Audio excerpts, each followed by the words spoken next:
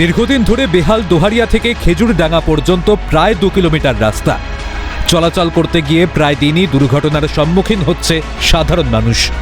বেহাল খানাখন্দে ভরা রাস্তা হওয়ার কারণে এলাকায় ঢোকে না কোনো অ্যাম্বুলেন্স।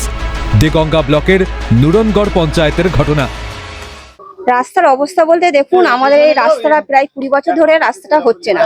আমরা যে আমাদের এখানে হাজার হাজার লোক রাস্তাতে চলাফেরা করে, যাতায়াত করে, কিন্তু বর্ষা পড়লে স্বাভাবিক মানুষ বলুন আর রোগী বলুন, যে কোনো মানুষ যাওয়ার কোনো রাস্তায়, এখানে চলাচলের রাস্তায় কোনো গাড়ি ঢুকতে চায় না।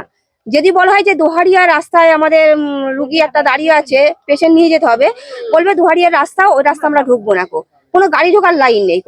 কারণ হচ্ছে কিনা রাস্তা এতটাই খারাপ, একটা ভালো মানুষ গেলেও রাস্তার সাইড থেকে সে পড়ে যায়, সাইকেলে যায় কিংবা হেঁটে যায়, পড়ে গেলে তার হাত অথবা পা যে কোনো একটা দুর্ঘটনা ঘটে যায়।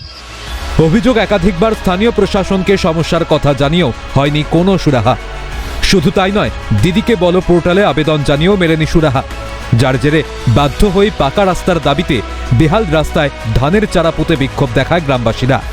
আমাদের রাস্তা দিয়ে আজকের 20 বছর আমরা রাস্তা দিয়ে চলতে পারি না।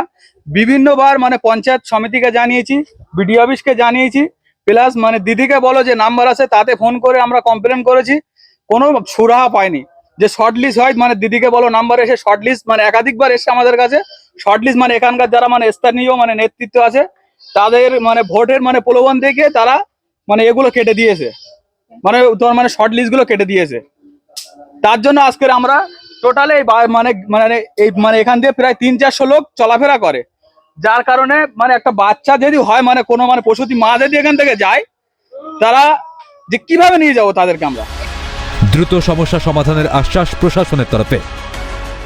এটা বিডিও সাহেব বা আমরা সভাপতি আলোচনা করছি যাতে তাড়াতাড়ি সুরা হয়ে যায়, এবং বিধানসভা ভোটের আগে তো অবশ্যই হবে, যেহেতু ওরা দিদিকে বলো করেছে, তার মধ্যে আমরা অফিসিয়াল ভাবে দেখছি যাতে তাড়াতাড়ি করে দেওয়া যায়। যাই সেই ক্ষোভে কিন্তু আজকে এলাকার মানুষজন কিন্তু এই রাস্তায় ধান গাছের চারা তুলে বিক্ষোভ দেখালেন এবং তারা কিন্তু অবিলম্বে দাবি করলেন, আবেদন করলেন যে দ্রুত যেন এই রাস্তা সংস্কার হয়। আদৌ কি হবে এই রাস্তা সংস্কার? দেগঙ্গা থেকে পঙ্কজ বিশ্বাস, ক্যালকাটা নিউজ।